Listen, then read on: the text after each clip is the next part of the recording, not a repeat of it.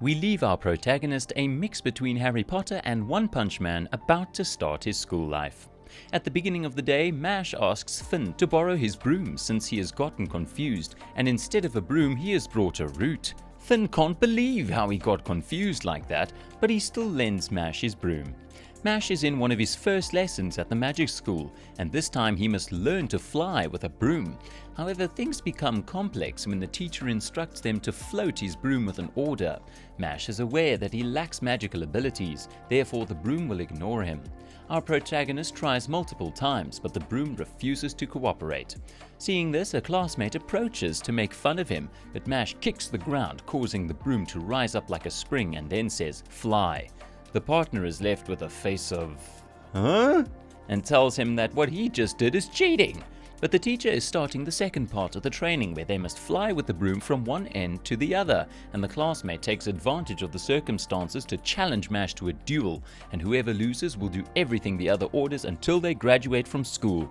Mash accepts and his partner secretly celebrates, since he is not a rookie. He is in fact an experienced student who has learned to fly from an early age. The teacher is about to start the competition, and she wonders if this new boy who looks like a clown more than a promising student will be able to fly with the broom. The teacher gives the start signal, and in less than a second Mash arrives at the goal. The students are left with shocked faces, and the teacher announces that the useless-looking student just broke a world record! The students are stunned, unable to explain how the new student could do that, but Finn knows what really happened. He could see how Mash threw the broom with all his might, then jumped, reaching the broom and being able to cross the finish line mounted on it in less than a second. In other words, he did the Tao Pai Pai move. The student accuses Mash of being a cheat, and the student tells him that it's a shame he's reacting like this and not to worry as he'll forgive the bet. But when the student is about to continue the discussion, his mouth is sewn shut by magic. That is when Lloyd Cavil appears. No, not that Cavil, the other one. You got it. If you're wondering why Lloyd looks like Draco Malfoy, or why Mash's fake mark reminds us of Harry Potter's scar, then you're right. This anime has many references to Harry Potter, and is a kind of satire inspired by the popular novel. This does not take away originality and entertainment. On the contrary, it makes it a very enjoyable and fun satire. Going back to our story, Draco Malfoy, Lloyd Cavil, shows up telling Mash that he wants to be his friend. But Mash, who is not known for his mental brilliance, mistakes his name for some vegetables, making Lloyd angry. Lloyd is about to teach Mash a good lesson, but the teacher interferes by dispersing the class, so Lloyd tells Mash that he will wait for him in the same place after school to settle accounts. We later learn that the kid who lost to Mash was sent by Lloyd to humiliate Mash. Lloyd, having failed to attain his goal, takes it out on the poor student, knocking him out after a gory thrashing. Meanwhile, Mash begins to make his inquiries about Lloyd Cavil and asks Finn who that jerk is. Finn tells him that Lloyd went to the same high school as him and reveals why all the students are afraid of him. Lloyd Cavil is the son of a high official of the Magic Academy, an institution that has great authority in this world. Finn also reveals to Mash that if he does not listen to Lloyd in everything he asks, he will most likely end up being expelled from the school, since it is known to all that in previous years many students were expelled because of not obeying Lloyd. Apparently, Mash is not too affected by this information, and after school, he secretly sneaks into the kitchen to make stuffed muffins. He nostalgically remembers his father and wishes he were there with him to try the stuffed muffins. But Mash has the impression that he is forgetting something, and we see how Lloyd Cavil was ditched. The next day, Mash is about to start classes, but he realizes that the pages of his book are torn and in poor condition. Some classmates make fun of him, and Lloyd Cavil approaches him to ask him why he didn't go to the agreed appointment. Mash answers him honestly by telling him that he got distracted and forgot his date while he was distracted by making stuffed buns. Cavil is offended and begins to comment on his close relationship with the vice principal, who in truth is just his father's lackey who is there to serve Lloyd and his whims. He tells him that if he wants to be a divine visionary, he and his father can help him, but in return Mash will have to be Cavil's slave and will have to do everything he asks. Mash agrees to the deal, and Cavil immediately starts making stupid demands like shining his shoes or taking his things from one place to another. Mash agrees and does not protest Lloyd Cavil's abuse and attempts to humiliate him. To tell the truth, we don't know if Mash is humble enough not to get angry or if his mental capacity doesn't quite understand the concept of humiliation. The next day, Mash returns to find another of his books in poor condition and asks Finn to please share his book with him. Finn is about to refuse, but it's too late. Mash has settled next to him and offers him a bag full of stuffed muffins. Mash also tells Finn that he is a good person and that he is thankful that he is his friend. After class, we see how Lloyd spills a glass of water on purpose and asks Mash to clean it up, while he walks away with his classmates commenting on how he will get the teacher fired simply because he doesn't like him. As Mash leaves the floor gleaming, he realizes that he hasn't returned Finn's book and goes looking for him. But Finn is in deep trouble as Lloyd Cavell has sought him out to tell him that he no longer wants him to destroy Mash's books, but now he wants him to burn his clothes. Finn plucks up his courage and tells Lloyd that he won't keep doing that to Mash, since he considers him his friend. Lloyd is enraged and stops Finn with some magical strings, telling him that now he will have to apologize on his knees. At that moment, Mash arrives and sees Finn bleeding on the floor. He approached him to ask him what's wrong, and Finn tearfully confesses that he was the one who broke his books on Lloyd's orders. He also tells him that when he called him friend, his conscience pricked him, and he realized the evil he has done. Cavell interrupts, telling Mash to forget about Finn and to come with him to introduce him to the vice principal, who will help him become a divine visionary. But Mash approaches him and smashes Lloyd's face to the floor. Oh yeah, baby! Mash says that it is Lloyd who should apologize to everyone's amazement. Finn tells him that he already screwed up. Now they're going to expel him from school. Mash's mental quickness comes to the fore and Mash realizes that he just screwed up. At that moment, the vice principal appears and accuses Mash, telling him that he can expel him for what he's done. Mash loses patience and knees him in the face, saying that since he already screwed up once, it's okay if he does it twice. The vice principal tells them that he will expel him and pulls this wand, but Mash slams a big chunk of mud into his face and takes the wand away. Mash begins to dig a hole in the ground, grabs the deputy director as if he were a piece of garbage, and buries him in the ground with one blow. He then begins to throw dirt on top of him and tells the deputy director that if he has the power to expel him whenever he wants, then he too can bury him whenever he pleases. Mash's actions bring him into the presence of the headmaster, who appears to be Dumbledore's twin brother. The director asks him if he knows why he's there. Mash asks if it's because he sneaked into the kitchen to secretly make muffins.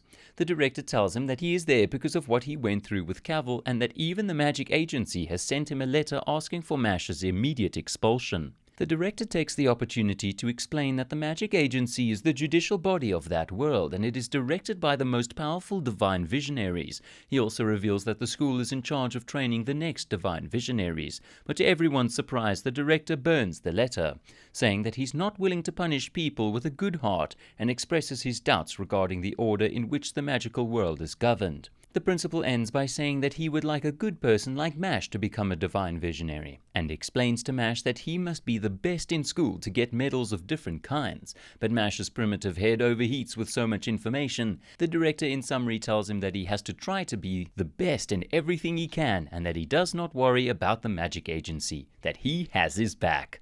Nobody can believe how it is possible that Mash got rid of the punishment, and thanks to that he begins to attract the attention of other students at school.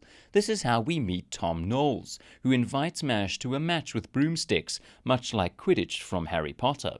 Mash explains that he can't fly, but Tom doesn't believe him since he's heard how he broke the world speed record and insists that he play with him the next day. When the match starts, Mash tells everyone again that he can't fly, but no one pays attention to him. People see Mash on the ground and start booing him and throwing things at him.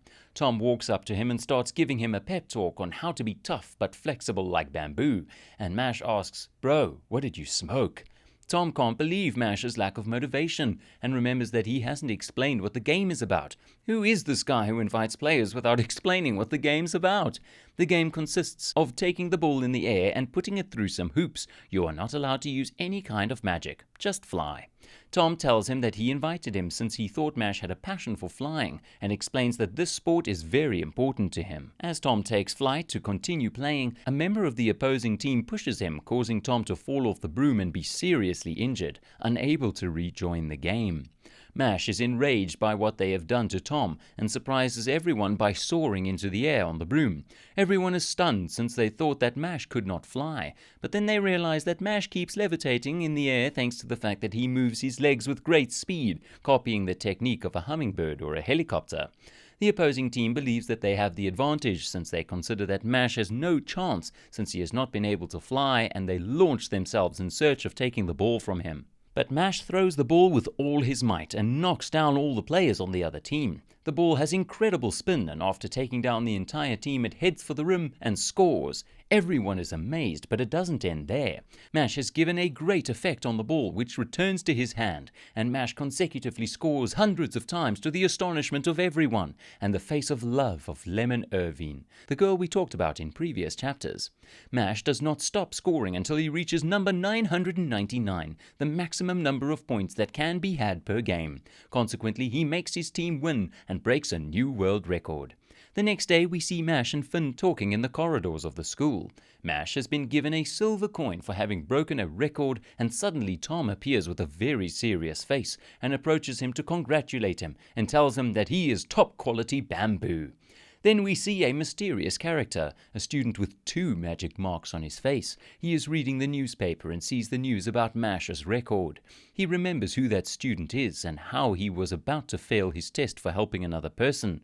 He ends by saying that Mash is very naive and that he will be his next victim.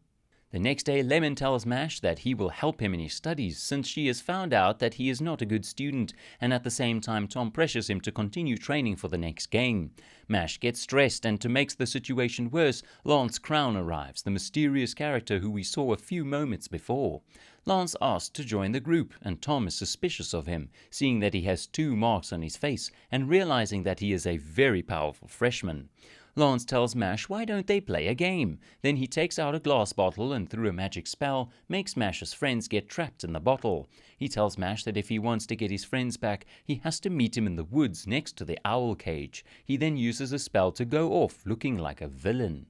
Mash arrives at the forest and Lance tells him that they will make a bet and that if he wins he will be able to keep the 2 silver coins that he owns. Everyone is surprised that he has 2 coins, but they understand since Lance is a double-line wizard. That means that he is considered a chosen one with a lot of magic power. Double-line mages are born 1 in every 100,000 mages, so they are very powerful and difficult to defeat. But Mash isn't interested in those details, and he tells Lance to shut up because he keeps talking too much. Mash prepares to attack Lance, but when he goes on the attack, Lance uses a spell called Graviole to stop him. The spell exerts a great force of gravity in a desired place, stopping Mash's attack and smashing him to the ground. Mash does not give up and buries his hand in the ground, pulling out a root from the earth with which he mispositions Lance, who falls to his knees. Mash prepares to attack again and Lance casts his spell again, but this time Mash knows what his technique is and manages to dodge the spell, while he throws a punch that Lance manages to dodge with great difficulty. The punch has broken the medal that Lance had around his neck, and Mash picks it up and discovers that inside the earring is a photo of a girl. Mash asks him if he is some kind of sexual deviant when he sees the photo of the girl, but Lance tells him that she is his sister and is the most important thing in his life. Then we go to the past in a flashback that shows us Lance's childhood. His sister is very fond of him, and you can see the strong bond between the two. But one day his sister falls with a strange illness. The line of magic on his sister's face begins to slowly disappear, and her parents explain to Lance that when the line is completely gone, his sister will have no more magic.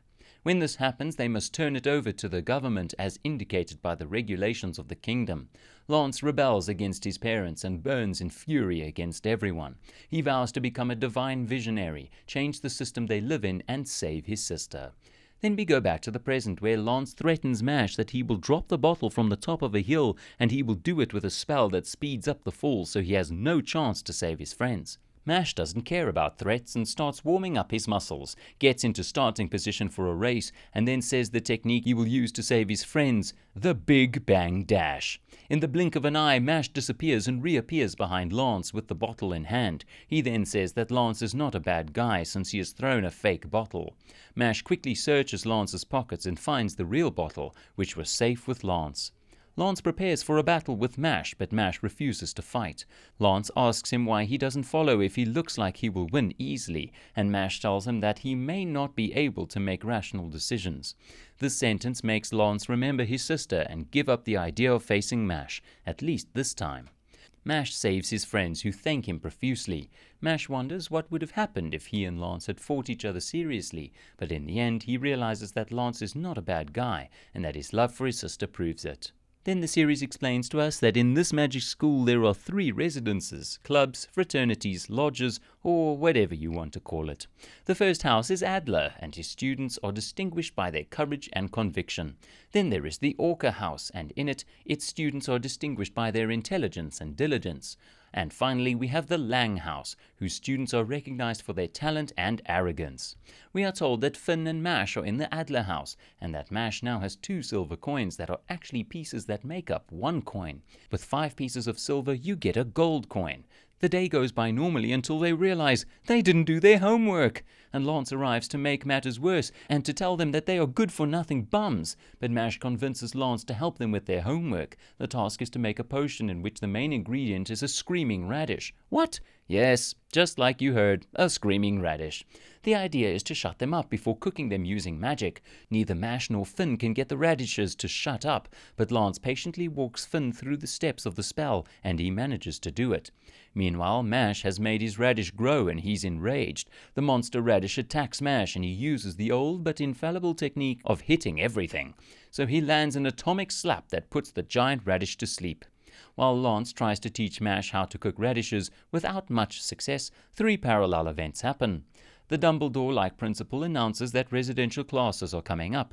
We see a redhead student who beats the shit out of a couple of guys who simply told him to watch where he walks. And finally, we see a group from the Lang residence listening to their leader, who explains that divine visionaries are always people of noble birth, and that they should not allow just any common magician to become a divine visionary.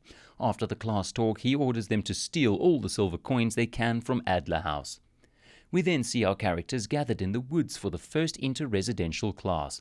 It is at this moment that the red-haired student makes his entrance. His name is Dot Barrett, and he immediately recognizes Mash. He belittles Mash and even goes so far as to spit in his face. Before Mash can decide to do anything, the class teacher appears and explains that this will be a joint class with the Lang residents.